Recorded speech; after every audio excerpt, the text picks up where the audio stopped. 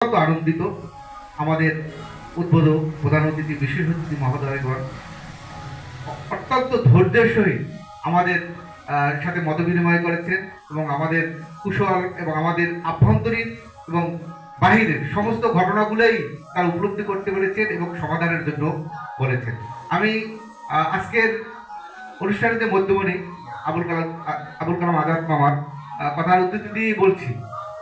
আমার যে সহকর্মী বৃন্দ যারা আজকে বিভিন্নভাবে অপপ্রচার চালিয়েছেন, আমি মনে করি যে বিগত দিনে যে স্বৈরাচারী সরকারের যে দোসর যে রেখে গেছেন, সেই দোসরের কাজটা তারা করতেছেন। যদিও সে আমার সহকর্মী, আমি অনুরোধ করবো সেই সহকর্মী ভাইয়েরা তোমরা আসো, তোমাদেরকে একাধিকবার আমি এই প্রেস ক্লাবে বিভিন্ন প্রোগ্রামে দাওয়াত দিয়েছি, সবাই দাওয়াত দিয়েছি। এই প্রোগ্রাম করার আগেও আমি একাধিকবার এই যে আবুল কালাম আজাদ মামা এবং বসার স্যারে যে অনুদান দিয়েছে, এই অনুদানের কাজ কিভাবে করবে এই জন্য আমরা মিটিংয়ের জন্য দাওয়াত দিয়েছি, কিন্তু একবারও তারা আসে নাই।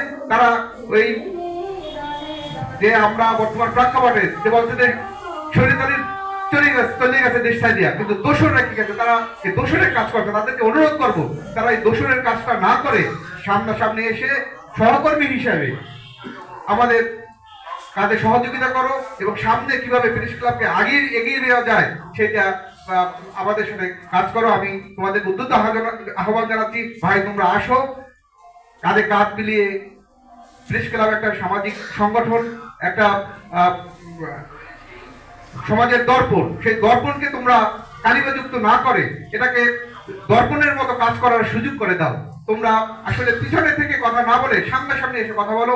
আমি আরো একটু পরিচয়ের বিষয়ে বলি, আমরা এইখানে আসার আগে আবুল কালাম আজাদ মামার কাছে যে সাবেক সভাপতি সাইফুল তাকে ফোন দিয়েছে যে আমাদেরকে দাওয়াত দেওয়া হয় নাই। আমি একাধিকবার তারা দাওয়াত দিচ্ছি, তারপর সে বলছে তোমার দাওয়াত না দিলে তুমি আমার বাসায় আসো, আমরা বসি, তোমার যে কষ্ট আছে কষ্টগুলো আমরা লাঘব করে দিই, তারপর অনুষ্ঠানে আমরা সবাই একসাথে যাই। কিন্তু সে বলছে যে না, আমাদের এখন সময় নেই, আমি পরে আপনার সাথে দেখা করবো। তার যদি মনের ভিতরে যদি কোনো ঝামেলা থাকেই থাকে, তার যদি মন পরিষ্কারই থাকতো, তাহলে তার ডাকে ছাড়া দিয়ে সে আসতো, কিন্তু সে আসে নাই। আমি আবারও বলি যে তোমার যদি প্রেস ক্লাবে কোনো সমস্যা থাকে তুমি আসো, যারা অভিভাবক আছে আমাদের তাদের কাছে বলো, আমরা সমাধান করি। যাই হোক, আভ্যন্তরীণ কথা আমি অনেক বলে ফেলেছি, আসলে এগুলো বলার কথা না, কিন্তু তারপরও আজকে আমার যে মামা আবুল কালাম আজাদ সে বলে ফেলেছে, এই জন্য এই প্রসঙ্গে বলেছি। যাই হোক, আবারও সবার কাছে দুঃখ প্রকাশ করছি যে আমাদের আভ্যন্তরীণ কথাগুলো আপনাদের কাছে শেয়ার করা লাগছে।